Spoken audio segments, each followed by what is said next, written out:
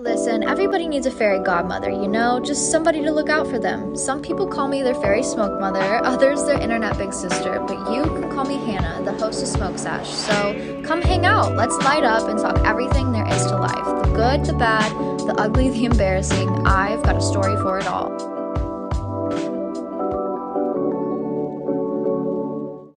Good morning, hotties. Happy Tuesday. Welcome back to another wonderful, beautiful episode of Smoke Sesh. My name is Hannah, your host, per usual. How the hell are we all doing today? I know I said this last week, but it's officially October, and I feel like the fall air, the fall energy has truly taken over every inch of my spirit, and it is genuinely so nice. There's something about fall that really makes you turn inwards and kind of reprioritize, reorganize, really just take accountability for maybe your internal world as well as your internal world inside, but also your internal world physically, mentally. And it's a nice change of pace, especially when I was such a go, go, go person this summer. I really needed this intentional time to just finally sit down, take accountability for what's going on, kind of refocus on what truly matters to me. And it is just so refreshing. I had a surprising couple days off from work, which was so nice. I didn't realize how much brunch was truly eating up my soul. The brunch girlies who heard that last week resonated with me. Thank you for your kind words. You truly do see the worst people at brunches. Couples fighting, the worst church crowds ever who leave their tips up to God. That's not going to pay my bills, that's for sure. So we stopped doing brunch, thank God. And I have finally had some newfound free time to deep clean my house. I know I talk about cleaning a lot, but I realized a lot of my cleaning was just surface cleaning. Something about turning 25, like my brain snapped into gear all of a sudden. Like the light dusting, the light vacuuming is not gonna cut it, bitch. All right, we are pulling everything out of every single room. Every single thing. If you could see what's going on to the other side of this camera, you'd be like, girl, you're living in a hoarding house. Like, this is scary. Correct. Like, we need to get that in order. We need to get that in control. So I have been spending the past 2 days pulling out every single item that I own from every single room that I have in my home and going through every single item. Trash, donate, keep, whatever it is, reorganize, dust, mop, fucking mop the walls. Like, bitch, I have been in like homemaker mode. I don't know what's going on, but honestly, I am loving it. It's a great dissociation tactic as well. If you're the kind of girl who loves to just like stare at the corner of the wall and just daydream, put something in your hands while you do it, okay? I don't care if it's cleaning. You don't have to clean. Cooking, knitting, painting, something where it's like you are doing something where it's like a conduit of your energy that you're thinking about.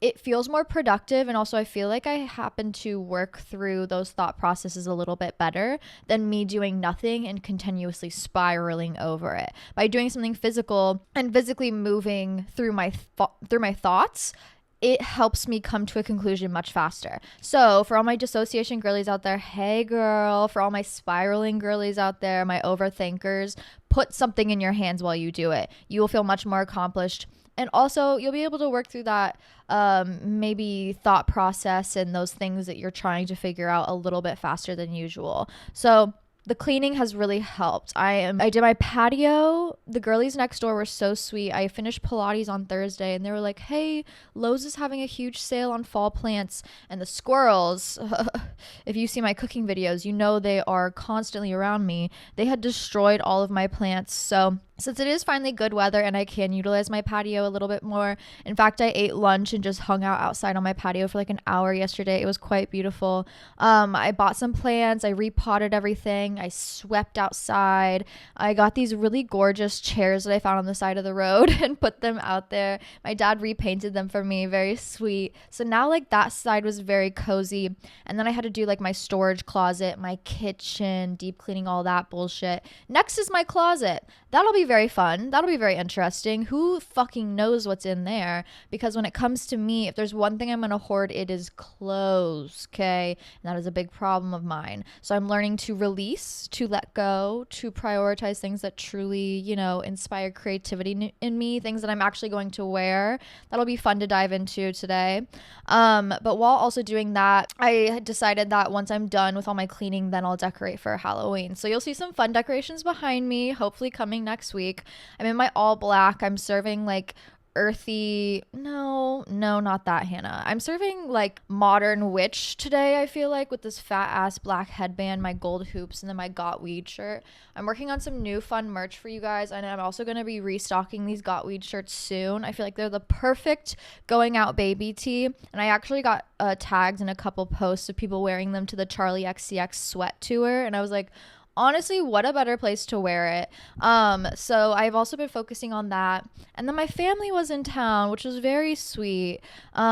I don't get to see my niece and my nephew that often just because my brother lives a little bit of a distance. But when I do get to see them, it's always so fun, so inspiring. They are just the smartest, most energetic, most creative kids I've ever met in my life. Like, of course, I'm related to them. Duh, they're going to be so fucking smart. Hello. But they're just so sweet. And we had a family dinner on Saturday. Everybody got together. We had some ribs. We had some mac and cheese. Hello, Midwestern mama. She's in the kitchen cooking that ribs. So good. And then the next morning we all went and walked and got coffees together. They ate like 5 pastries each, and then we went to a nature conservatory and just wandered around and looked at the birds and looked at the animals and crossed some streams and some creeks, and it was just very wholesome weekend. My boyfriend also got a new job, and he's working about 6 days a week. And honestly, those who say distance makes the heart grow fonder, true, real, okay? If you have distance from your partner and you find yourself feeling relieved, I think that's a big sign. And possibly a big sign of something not good, because I spend a lot of time away from my partner now, which is a little bit newer. He was working from home for quite some time, and it wasn't necessarily bad, but now that we don't get to see each other as often every day, like I maybe get to catch him for dinner if I'm not working, you know, a shift at my job where I'm home late.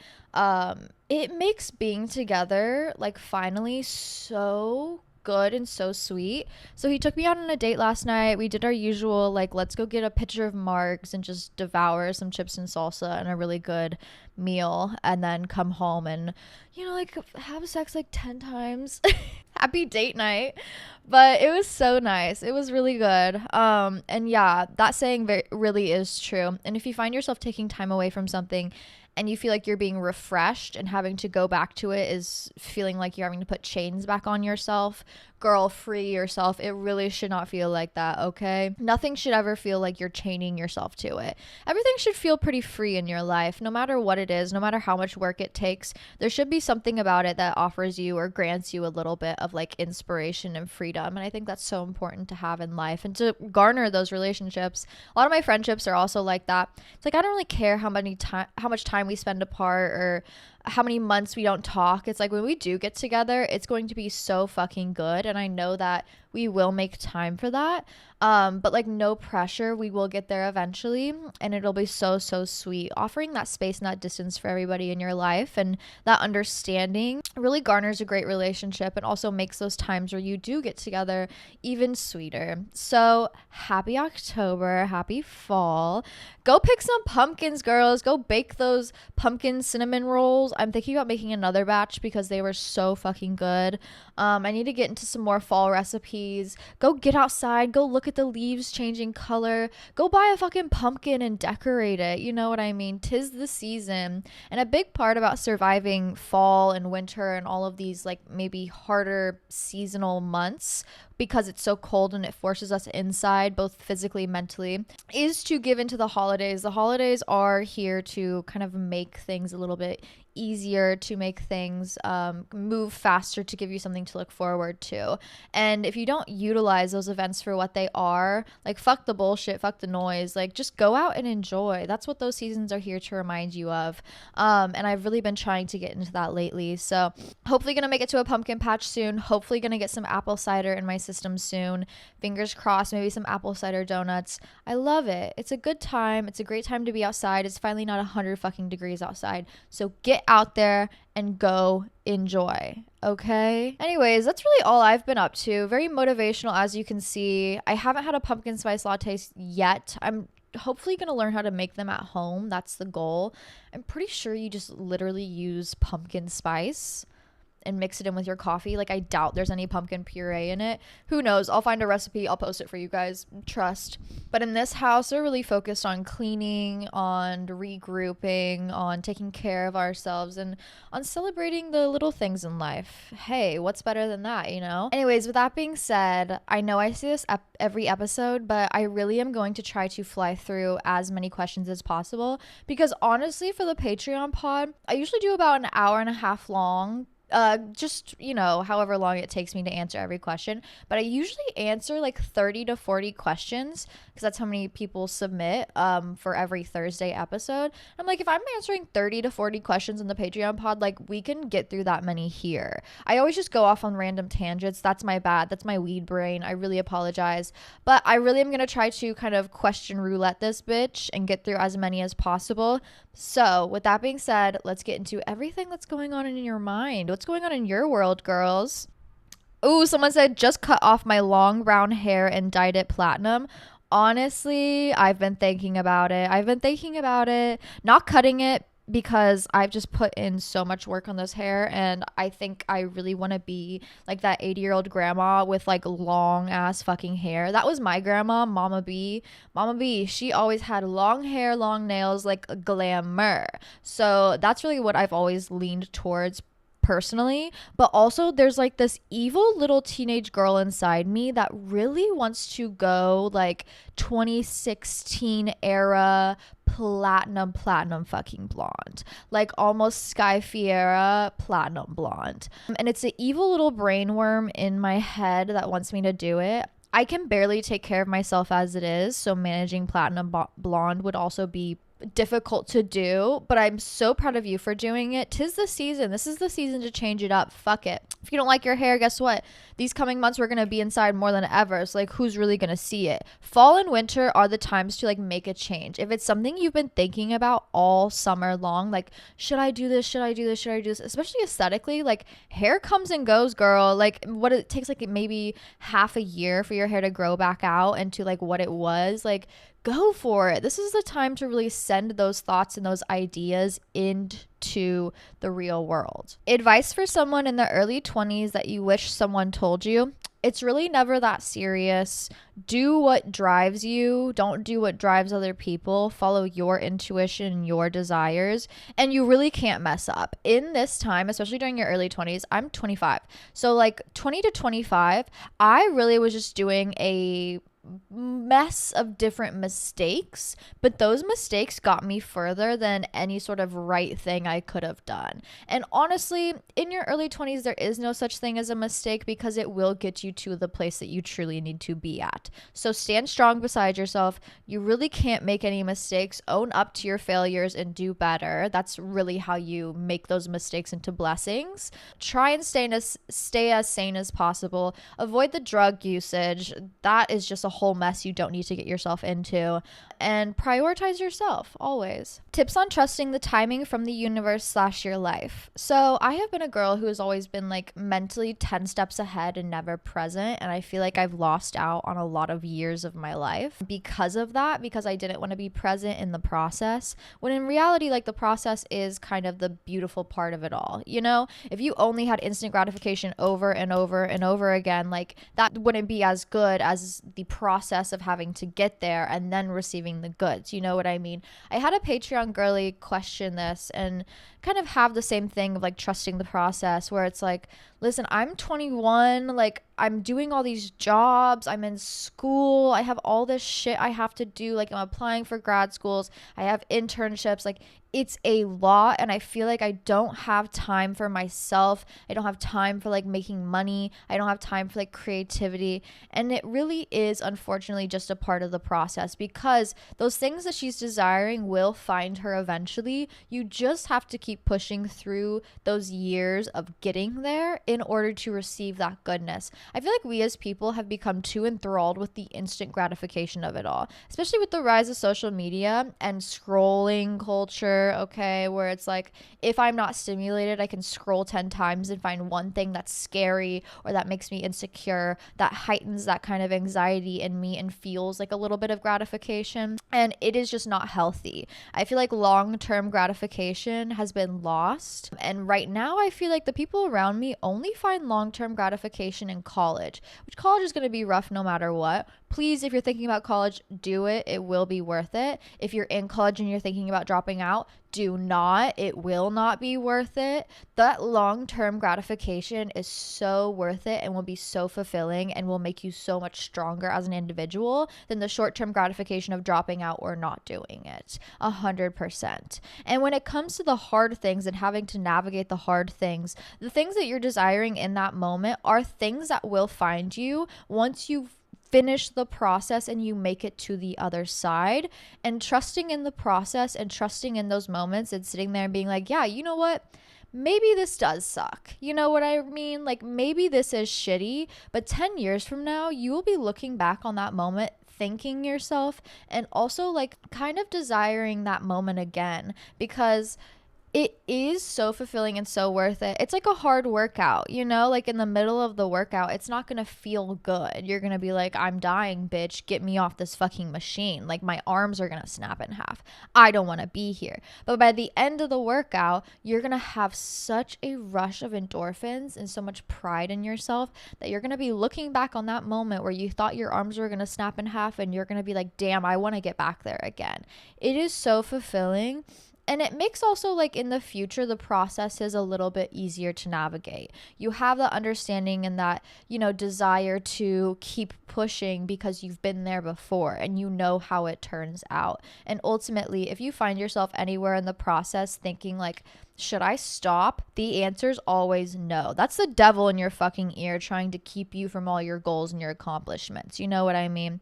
But the universe truly is always on your side. If you are doing things in full alignment to yourself, in full alignment to your dreams, your desires, if you are pushing yourself and standing strong beside yourself, the universe will gift you with so many things, okay? And I think having that trust and that belief and a little bit of that like religious nonsense in my head, like I get why people believe in God, because in those hard times, like you really just need something to bring some sort of light into your life. That's why I speak on the universe so much, because I think it is a constant like reminder of like peace is there, you know, calmness is there. There is something there that is truly trying to bring some sort of order and some sort of positivity to my life, even in the chaos and even when I can't find it in myself. And I think that's beautiful. And truly, the universe will never put you on a path that is wrong for you.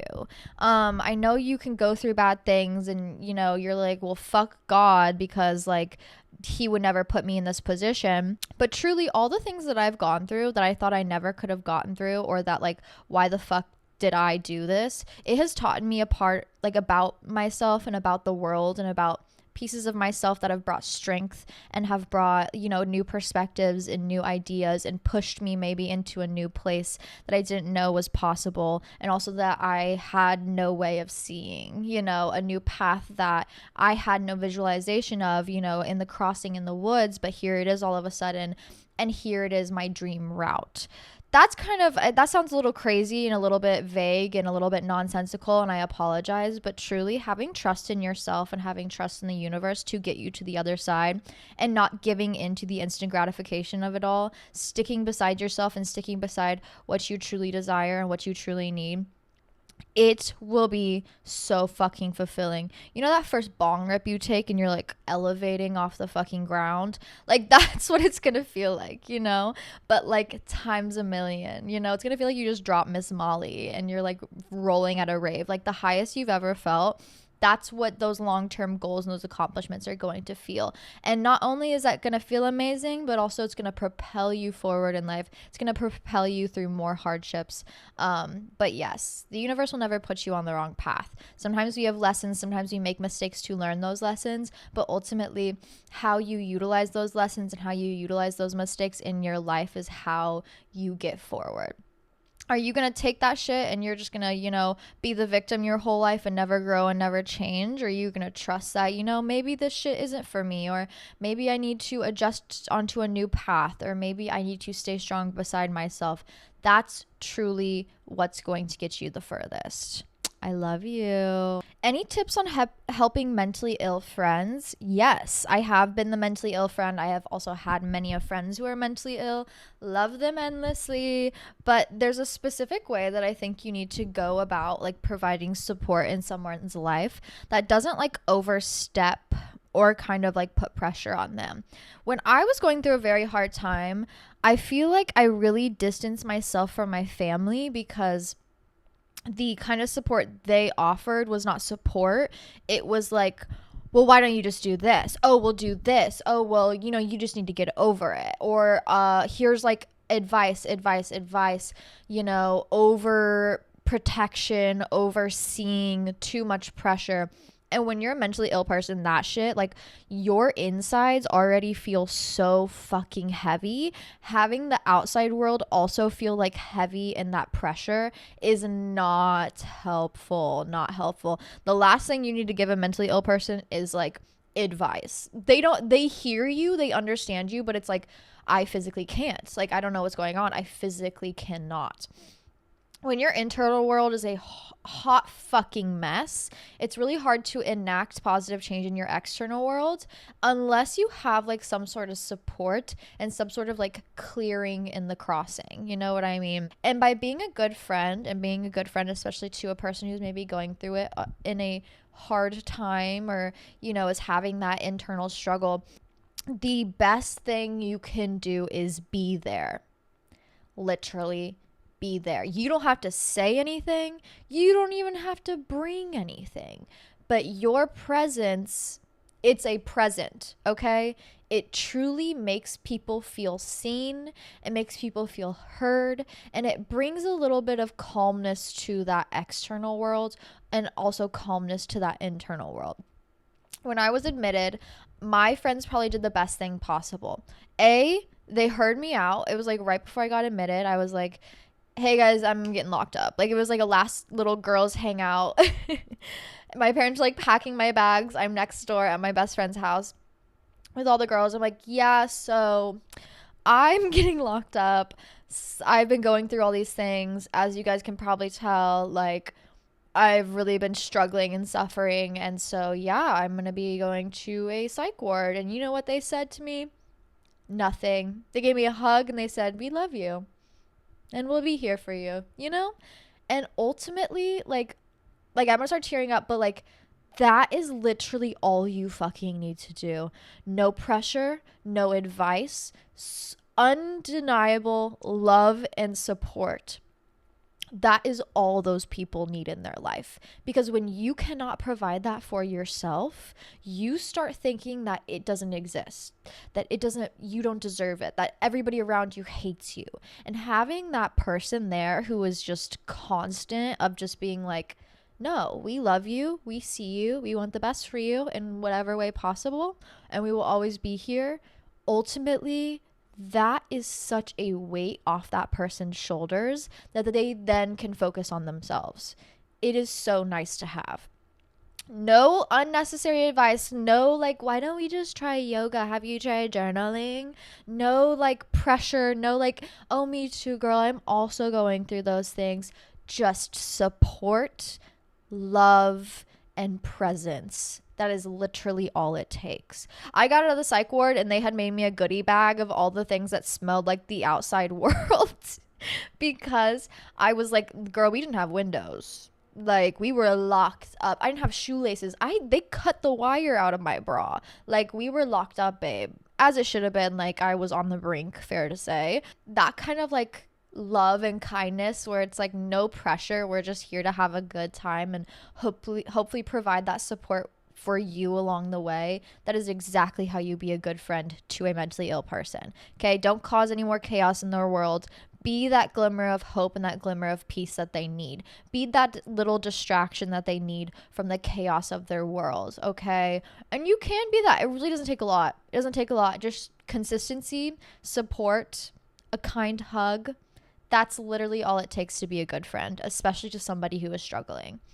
Hannah, help. I'm so bad at everything I do. Nothing ever goes my way. I'm tired. Yeah, girl. Yeah. That is just unfortunately a part of reality because, like, if everything went our way always, what's the fun in that? What's the fun in that? Literally, I used to be like you where it's like, oh, the universe hates me. Like, I never get anything I want. Life is just a constant struggle. Babe, yeah. But also, like, the way you approach that struggle is the outcome you'll get. Do you know what I mean? I used to struggle in a way where it felt very debilitating and it felt like the world was against me and I was just like this odd duckling, like nothing ever was meant for me. I didn't have a space in this world.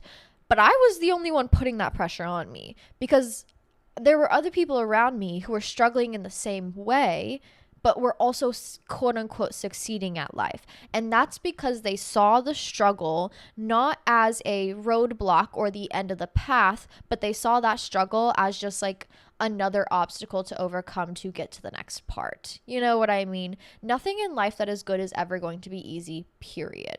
And if you can make it through that struggle, you will see that there's a lot of gifts that life have to offer you, but also like this shit's not going to be handed to us. Babe, I'm not a nepo baby. I wasn't born with $1 million fucking dollars in the bank. Okay? Like my parents, they were two teachers. They didn't have a big salary. I was not raised with like these gifts, quote unquote, that other people get gifted with. I had to struggle. I had to start from the ground up. I was a dumbass and dropped out of college. So like I have had to face a lot of obstacles, but also the way you face those obstacles really affects the outcome that it brings you. Are you going to sit here and be the victim and suffer and just sit in front of that obstacle and cry and hope that someone carries it over you? Or are you going to stand the fuck up, realize, oh my God, my legs move and I can literally just step over this thing and keep it pushing? I felt like a lot of my life was spent in this like mourning, waiting process, thinking about like, oh, but if only, bitch, that's not your reality. You know what I mean? And that's okay. It doesn't mean that, you're bad at something or nothing is going your way or the universe is against you. It just means that the way you approach things is going to be a little bit different than other people. Okay. So here's the thing. Yes, you're probably bad at something, but aren't we all when we first start? When I was in art school, this is a big thing that I had to learn, which is like, you're not going to be able to draw a perfect thing every time. And in fact, if you can do that, that's a little freaky and weird and like I'm a little scared. If you can be strong enough to create bad art, the good art that you make will be better than any of the arts that the person who makes it quote unquote perfect every single time ever did. If you can see your struggles and your failures as just, the next stepping stone and utilize them in a way where it's like, no, but I'm going to grow from this. I'm going to learn from this. I'm going to keep it pushing. Like, sure, that sucked, but like, fuck it. At least there was a lesson behind it. And now I know more about the world and I know more about myself in tandem with it. If you take it in that sort of way, you are going to get further than anybody else around you. Anybody else around you who has it easy, who came with life with these quote unquote blessings, any of those nepo babies, naturally intuitive, whatever it is, any of those people that you see and you're like, oh, I wish I was like them. I wish I didn't have to struggle. You are going to get way further than them if you see your struggles as not obstacles, but as stepping stones and as honestly blessings. I have been through a lot of different fucking things. I have had a lot of things happen to me, a lot of things that I didn't ask for, a lot of, processes and obstacles that, I don't ever want anybody to ever fucking have to go through. But also the way that I process them and the way that I internalize those things and learned about myself through them has gotten me so far, so far. And by ridding myself of that victim complex and that need to, suffer, that desire to suffer and realize that, I don't have to suffer through this and I can just bless myself by learning and adjusting and pushing forward. I have gotten so fucking far in life. And in fact, the stability in my brain right now is at an all-time high. Thank you, universe. Don't test me right now. I'm not bragging. I'm just proud of myself. I have to preface that. It is because I see my obstacles and I allow myself to be bad at things, and I allow myself to try things, and I allow myself to stumble, and I allow myself to make mistakes or make the wrong choice. And I understand that it's okay. It's all right. As long as you take something from it and you stand beside yourself and you lean into that intuition and, you process those things accordingly and you understand that life only stops when you stop, you'll be able to get further. Okay? Yeah, you're probably bad at it. I don't know what else to say. I'm bad at everything I start at, but also am I going to let me being bad at it stop me? No, because all it takes is practice. Are you going to let you being bad at, the first class that it takes to get you to this end goal stop you from the end goal? No, bitch. It's okay to be bad at things. It's a part of life. You're not going to be naturally perfect at everything. And I do think that people who maybe are online too much, who see these perfect people all the time, they kind of want to live in that social media realm, that social media perfectness, when in reality, life's not like that. All those beauty influencers you see taking trips every fucking month, their credit card debt, it is insane. It is insane. I'm saying this from a firsthand account, okay? You have to understand that social media perfectness does not exist in a real world. That's why it's literally on our phone. That's why we never see it in person.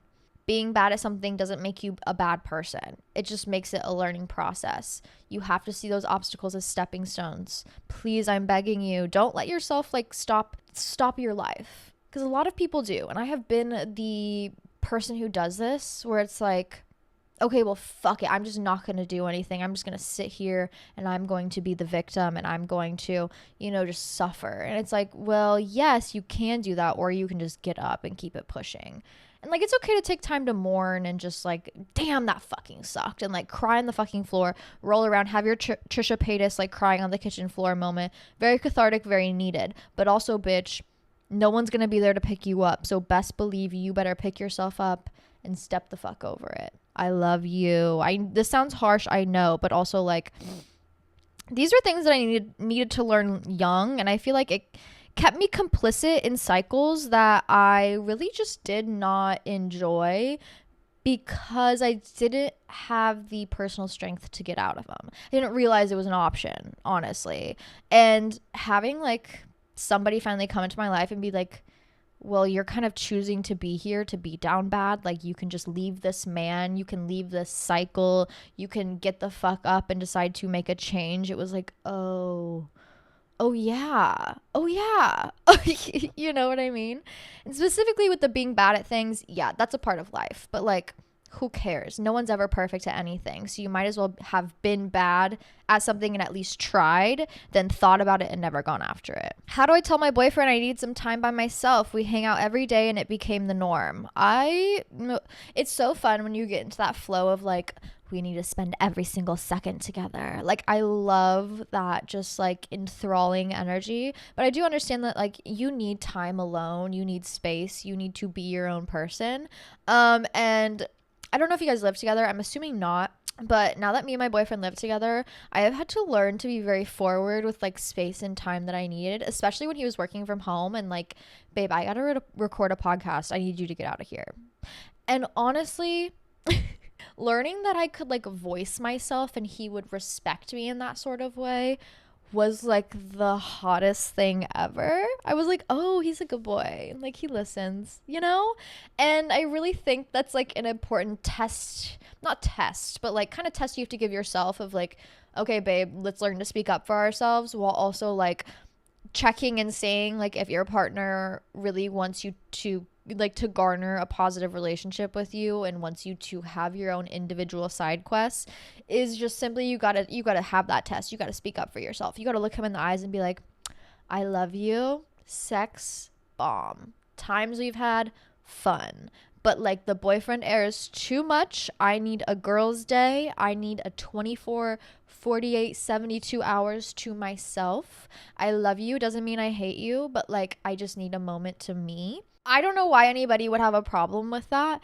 And I think voicing that is like very indicative of just how connected you are to yourself. And I do think a good partner will hear that and uplift it and support it. Because ultimately, a good partnership is two individuals coming together to enjoy time together, period. But like, it's not two halves. No, no, no. There's no missing pieces. We're two whole individuals who are coming together to enjoy time side by side. Sideswing like tweeted this morning, and it was something like, everybody needs to go off on their side quests sometimes. And I think that's so important, especially in relationships. It's like, he has been so supportive of me, especially like with the random 2-week long trips that I'll just take. He's like, yeah, babe, go have fun. Like, I'll just see you when I see you. It's no biggie. And I love that Sai Swoon also has like a boyfriend who, I think he lives in like Maui or something. So whenever she's like off doing artist residencies or, you know, shows in New York, it's like, you know what, babe, I'll see you in a month, but I love you. And when we do come back together, it's going to be like we never skipped a beat.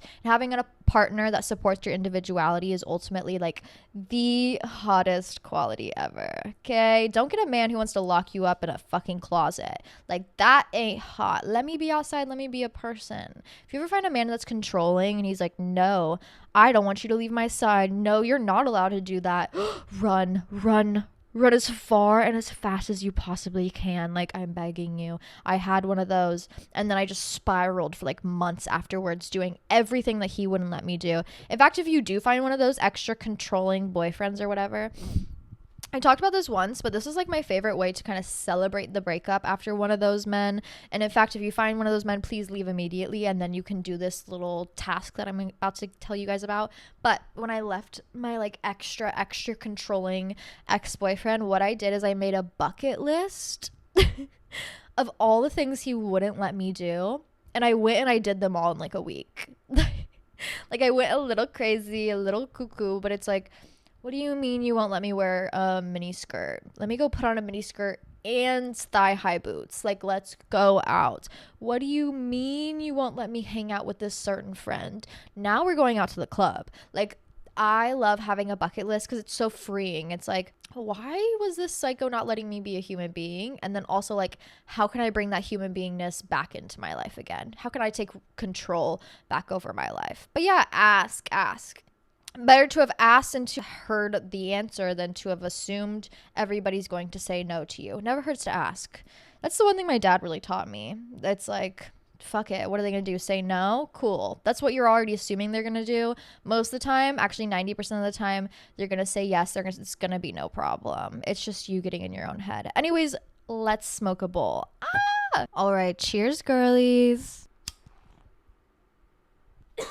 Also, side note, I really have not been getting on TikTok that often, but recently I have realized TikTok is a fucking hellhole. I don't know if it's specifically the videos I've been getting, but it's too much discourse. This person said this one sentence wrong and now they're canceled. Like, I think this person, what they were saying is completely and utterly wrong, and here's my 15-minute video about it. Girl, who fucking cares? Who has time for that? Okay, if you are not smart enough to understand like critical thinking, please, I'm begging you, and that there is nuance to this world, and sometimes like what people say is not like a direct attack against you always. It's like, whoa, we gotta chill as a collective. We gotta go back to just like sitting and staring at a tree for an hour and not caring about what other people think about anything, honestly. I mean, as long as you're not hateful, bigoted, rude, mean, hate speech, like that shit, that ain't gonna fly. But like ultimately, all this like online discourse, like, oh my god, like, who has time for this? Who genuinely has time for this? Like, and when I do have time to finally scroll, like, that is the last thing I want to see at all. Whoa, it really is like an energy sucker. I got onto TikTok last night and I was like, ooh, no, this is, wow, like, I'm good. You know what I mean? Jesus Christ. Oh, luckily I love this community here because we all collectively, I feel like, understand that it's like give and take. You get it or you don't get it, and who cares? You know what I mean? We're all here to take what we can from this. I feel like social media, people look at it as like literal, everything's literal. And I love that I look at it like an art project. It's like, people are going to take from it what they want to take from it. And I think that says more about like their internal world than it does mine. Once again, art school background, it's like, you really can't control the narrative ever, and trying to control the narrative is going to put you in this like bubble of sorts that is just not comfortable for anybody to be in. So if you just allow people to think the way that they want to think and you think the way you want to think, it is going to make life much easier. Okay. Oof. But yeah, I'm not gonna get on TikTok anytime soon. Dress to impress though, that shit is eating up my life. And I love it. Instead of scrolling on TikTok and just being anxious and like scared for 2 hours, now I'm just playing dress to impress and putting together cute outfits, and this was a great trade-off. Honestly, 10 out of 10 recommend. Also, now that I'm a gamer girl, I've been thinking about streaming. I think streaming could be really fun. Like I love the live interactions. And I feel like I get a little bit more of like live interactions on Patreon than I do here. Although here is very intuitive and very connected because I literally ask the questions not even 24 hours before. But I love like the live interaction of like a Twitch streamer. I think that could be really fun. If you're interested, let me know. How do you know when you're with the right person? Calmness, quiet, peaceful, crashing waves against the sand, the way the light shines through the leaves at 5 p.m. on a Sunday. That's what true love feels like, okay? Fuck the noise about like, you should be enthralled with this person and it should be chaos and this amazing storm of high energy love. Girl, that is not love, that is infatuation. And that's why I think a lot of relationships, like especially nowadays, don't work out because we get too attached to the idea of like excitement. I think too many people are addicted to excitement, especially in relationships. And I've been a proprietor of this, okay? I've been the person who's like, well, does he not love me? Because it's not like that high energy excitement. Like, oh my God, like, do I not love him because I'm not getting that hit of dopamine every 10 seconds? I'm always chasing that high because I thought that's what that was. I thought that high was what love was. And it did cause a lot of instability in my brain and how I process relationships. I do think a lot of it has to stem from like dopamine addiction, and also maybe just the way we've been sold love, especially with media and stuff, where it's like this high energy whirlwind romance, gorgeous, amazing. And I would argue that like the first couple months should feel like that. I genuinely believe that. If you're having trouble within the first couple months, you're going to have a lot of trouble down the road. I will say so. I don't know if it gets easier, but like that first couple months, that first like honeymoon period, as people call it, it should be fun and gorgeous and sexy and hot and a great time, and it will be enthralling. I think that's what makes people fall in love. But ultimately, if you want love to last a lifetime, if you want this love to be a lifelong kind of love, you have to have the calmness, okay? That high is not stable. I think that's why a lot of people fall out of love, because they're just chasing the high. You know what I mean? They don't truly want that relationship. They just want their next hit. And I think that's really fucked up. Like, you're truly not in the business of love. You're in the business of like, you're like in the junkie business. You're in the love junkie business. You know what I mean? True love, like, I didn't really realize I was in true love. Like, and this sounds fucked up, like 5 years in. Of course, I love my partner, but I don't really think I saw this perspective until last night. And it was just like calmness, everyday routine. We're going to have some good sex. We're going to go eat some good food. We're going to hold hands. We really don't have to say much. We can sit in silence together and just enjoy our time. It feels so calming and relaxing, almost like a weighted blanket in that sort of sense, where it feels like you're just being wrapped in love. That is what true love is. That is what's going to get you the furthest. And if you are questioning, like, oh, am I actually in love? Is this the right person? Ask yourself, are you just chasing another high, or is this relationship actually providing you like that calmness and stability that true love actually is? I think when you find that, especially with the right person, it'll make sense. It will make sense, genuinely.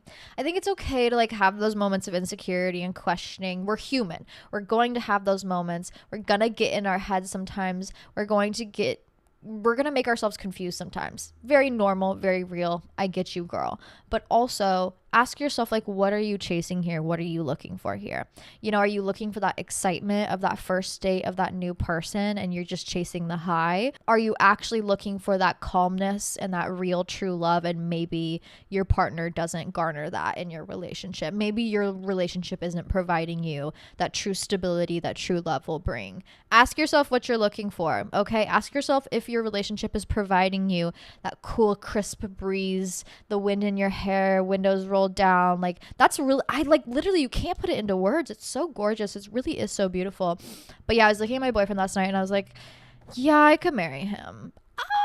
Can you imagine? Like, crazy. I think that's the first time I've ever felt that in my life. Wild, wild, wild. Anyways, also, I think it's so important to ask your partner hard questions because it brings you so much closer. One big thing that I've really been anxious about, and this is just a personal issue, especially like as I'm aging as a woman, is like children. I feel like we have this whole, oh my God, I saw a Nara Smith video and she's like, today's my 23rd birthday. And I'm like, oh my God, she's 8 fucking kids. That's an exaggeration, but like, oh my God, like, am I doing it wrong? Like, I hate the comparison bullshit, but sometimes you fall into those loops, those spirals. Obviously, I got myself out of there. Having kids, and especially like being around my niece and my nephew and having worked with kids for such a long time, but also like kind of have garnered a lot of generational trauma and don't really want to put that onto children.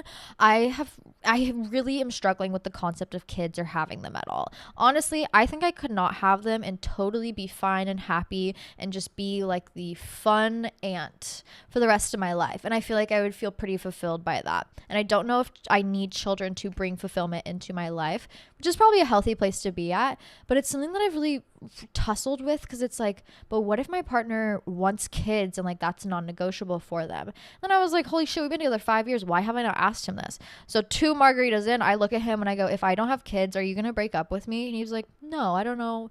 I love you. I don't need children in my life. If that's something that you want to do together, then I'd be more than happy. But also like that is not something that I'm really basing this relationship off of. Also, like, it's your body, your choice. I don't give a fuck, you know?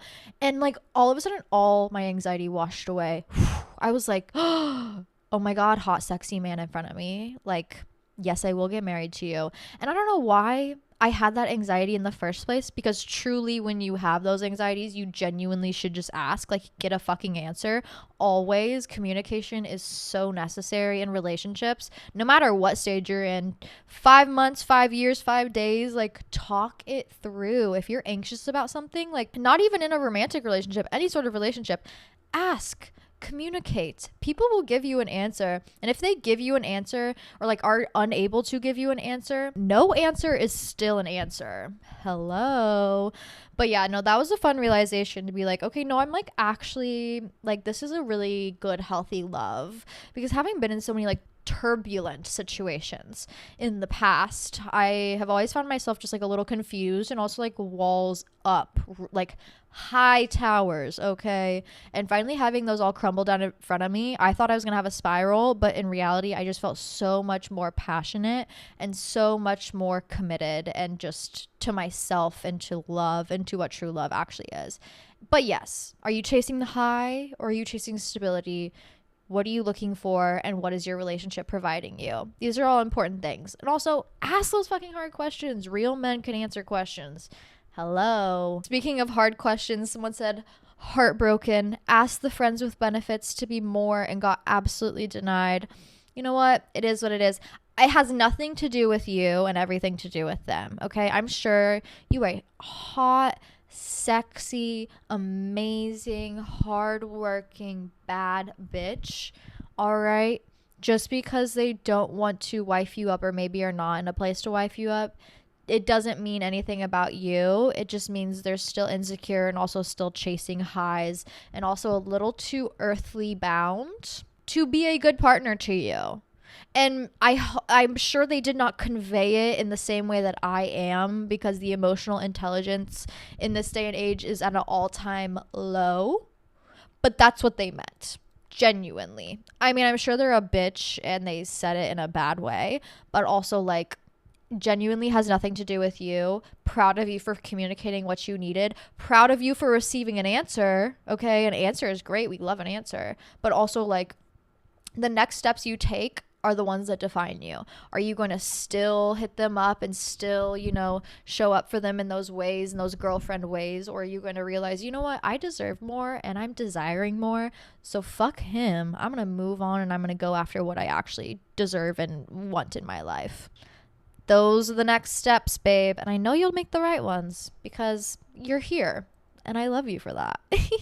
Someone said just started anxiety meds. Me soon, hopefully. My anxiety disorder has been in a little bit of a high recently. A little bit over controlling. I don't know why. Maybe it's because I've been around a lot of anxious people recently. So I've gotten back into those ways of thinking. But yeah, I was like, oh, what do you mean it's not normal for people to constantly think about the same thing over and over again? What do you mean it's not normal for people to think that everybody hates them? What do you mean it's not normal for people to be anxious about things that they can't control 24/7? I thought that was normal. Like, girl, please seek help. Oh my God. When I went to the psych ward, I was expecting, depression, all those suicidal ideations, all those fun things, all those fun titles. I was not expecting anxiety disorder. That was a fun one. I didn't know that one was a part of me. But then I received it and I was like, oh, that makes sense. And I was on anxiety meds. They did help, I will say. I mean, obviously helped to the point that now I'm like, maybe I need to go back. Speaking of, someone said, been having to fight my anxiety demons to convince myself that we aren't getting nuked. Literally, once again, when I say like random anxiety spirals, that's what I'm talking about. That is generalized anxiety. No, I'm not labeling you, okay? I'm not diagnosing you. But also, it is something to think about. How to not get wasted every time I drink. I always go too far, so maybe tips on drinking, LOL. So this is why I don't drink that often anymore.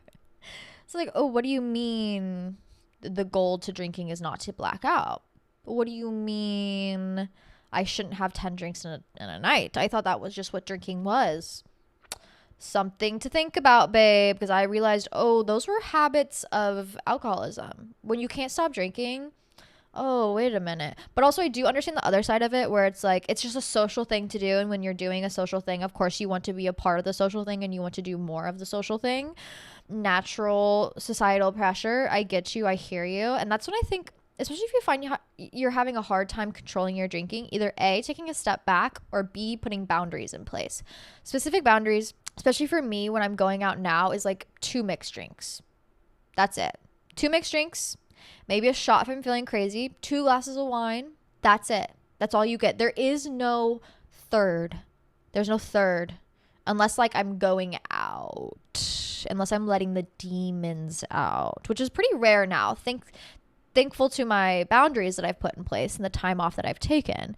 But also, I do think it's important, especially when you have a hard time controlling your substance usage, is putting rules in place. And then when you can't follow those rules, asking yourself why.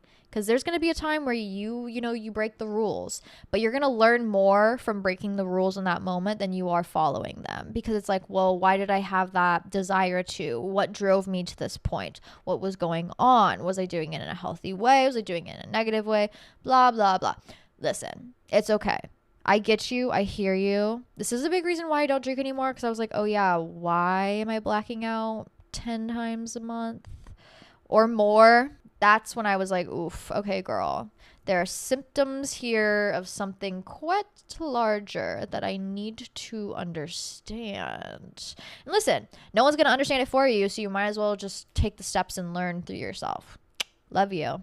Someone said freedom for Palestine, Lebanon, Yemen, Sudan, and Congo. Real as fuck. So I work at a locally owned Mediterranean restaurant. Near Eastern, I would say. And my owner just got back from Iran, and he was like, these Americans don't understand what real fucking problems are. He was like, there was one time I came back to the restaurant and, one of the servers was not there. No one could get a hold of her. And then we later realized and found out that her whole entire home and family had been bombed and destroyed and she can't make it here.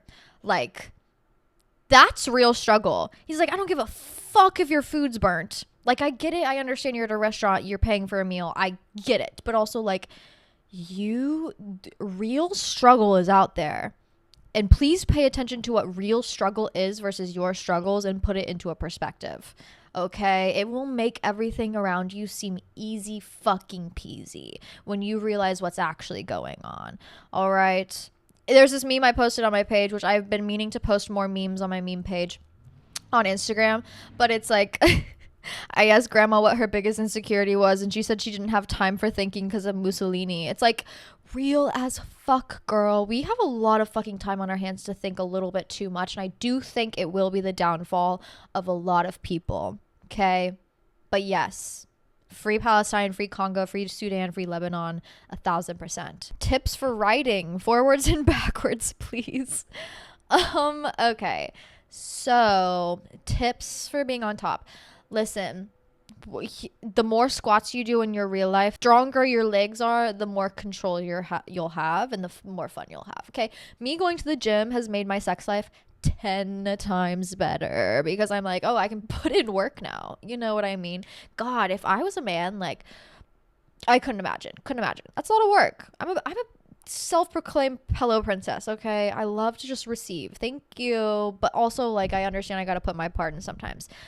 If you want to blow his mind on top, in front, behind, whatever it is, I do think just having like fun is the best thing. Okay, you're not putting on a show, you're having fun. Your fun, your pleasure is the show. Okay, because if you think about it, like, they're watching you forwards and backwards. Is kind of like at your viewing pleasure, also you're kind of receiving in that sort of way.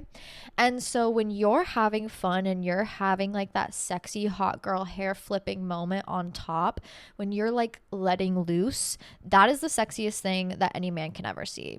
Okay, true pleasure, receiving true pleasure, pleasuring yourself. That is the hottest, sexiest thing that you can truly do. Also, on top tips, like, you can control the depth. You can do some more teasing. You can use hands if you're on top. They can use hands if you're on top. Leaning back is always going to feel better. Taking it slow. Also, for your pleasure on top, it's not about the bouncing. I feel like the bouncing is kind of like male pleasure oriented. You do kind of have to like grind a little bit. You know what I mean? Honestly, like, I think all girls know what I mean, but like, to receive like the maximum pleasure on top, you gotta get into grinding. And also, I think like men will also enjoy that feeling as well. Also, if you find something that it's like, oh, that's hitting the spot, go after it. A lot of the pleasure that you feel, I think your partner will connect to as well. And ultimately, that's the best way to cowgirl it up. Now, from behind, it really is just throwing ass, in my opinion. Reverse cowgirl is just like, you just gotta throw it, girl. Like, you just gotta go after it. Leaning forward always helps you get the right angle. But yeah, it really is just a whole ass show back there, I will say. Someone said, met my crush at a Chapel Roan skate party, ate her out on her period, and got her number. Okay, player. Okay. That is exactly what Chapel Rowan probably wanted from that too. Love that for you. Honestly, that's amazing. How to keep motivation for life in general when I'm too exhausted to have a good time. Listen, we're all going to hit those points. I was just in that point about a couple weeks ago where it was like, I am so busy. I want nothing other than to just crawl into bed and, quite honestly, do nothing except for what is necessary and what's needed and, the non-negotiables. But fuck the rest. I want to literally do nothing and scroll for 10 hours. And guess what? That is exactly what I did. And that's why now I am able to go into the depths and darks and deeps of my house and deep clean and have the energy and the motivation to do all of these hard things that I have been thinking about for a long time and to achieve them in a short amount of time, because I was in that moment where I finally hit a fucking wall and I was like, I'm tired. I'm over it. I'm exhausted. I need a break. And I provided that break for myself. Now, I'm not saying I took a week off or, oh, I'm going to take, a bunch of days off. I get that. We all don't always have room to take time off. But what you do with the time that you do have, those in between moments, and prioritizing rest and alone time and self-care and self-uplifting in those alone moments is what's going to get you the furthest. Okay? So when I would get off work at 12 o'clock at night, fucking exhausted, fucking over it, on the brink of tears, you know what? I'm gonna go get my shower. I am gonna cry. I'm gonna have a good cry. Then I'm gonna get out of the shower. I'm gonna brush my hair because it's the hard thing to do, but I know I need to do it. I'm going to heat up a yummy fucking frozen pizza. Who cares? Easy. Throw it in the oven. Done. I am going to devour it while watching my favorite comfort show. And then I'm going to scroll for an hour on my phone before passing the fuck out. You know what? Could I have done the dishes in that moment? Could I have, done extra harder things that I needed to do? Sure. But is that truly what would have helped me? No. When you take your feelings and your need and that burnout to just like pause and focus on yourself, you are having that overwhelming feeling for a reason. It's because you need it. I think with this whole like hustle culture and the grind culture, we're really training people to ignore important feelings that they're feeling for a reason. You're burning out because literally, it's what it's called. You're literally burning out. And by ignoring that feeling and trying to push through, you are going to push yourself into a deeper, darker hole that is going to be harder to climb out of than if you just take that moment to really prioritize yourself, your peace, your rest, your relaxation, your rejuvenation in that moment. Listen, you have feelings for a reason. Human beings are made to feel things for a certain reason. And when you ignore those intuitions, when you ignore those important feelings, those overwhelming feelings, good or bad, you're ignoring yourself. And the last thing you need to fucking ignore is you, your desires, your passions, your needs, your wants. Those are things that you need to tap into and get really comfortable with, especially in order to be a well-rounded, well-focused individual. So stop ignoring yourself, uplift yourself, take that moment of rest. The world's gonna keep spinning and you can join back up when you're ready. But what's most important right now is you. I love you. Don't burn yourself out, okay? Take time, uplift, support yourself. Ultimately, that's probably the best thing you can do in that moment, especially when you're getting tired. Because then, all of a sudden, you're going to have energy again. You're going to be deep cleaning your entire house. So take that moment, take that pause, uplift yourself, get outside, enjoy this weather, take a deep breath, breathe in the fresh air, carve a pumpkin with a fucking knife if you need to get some anger out, girl. Go eat a yummy apple cider donut. Go enjoy. You are deserving of joys, of peace, of calm, of stability. Find it within yourself. I love you. If you want to see more from me, join me on Patreon, patreon.com/smoke-shorty, where I answer all of your questions. I did finally put it in the YouTube link. Thank you for the recommendation from one of you girlies. Love you. But with that being said, happy fall, y'all. I'll see you all next Tuesday. Mwah.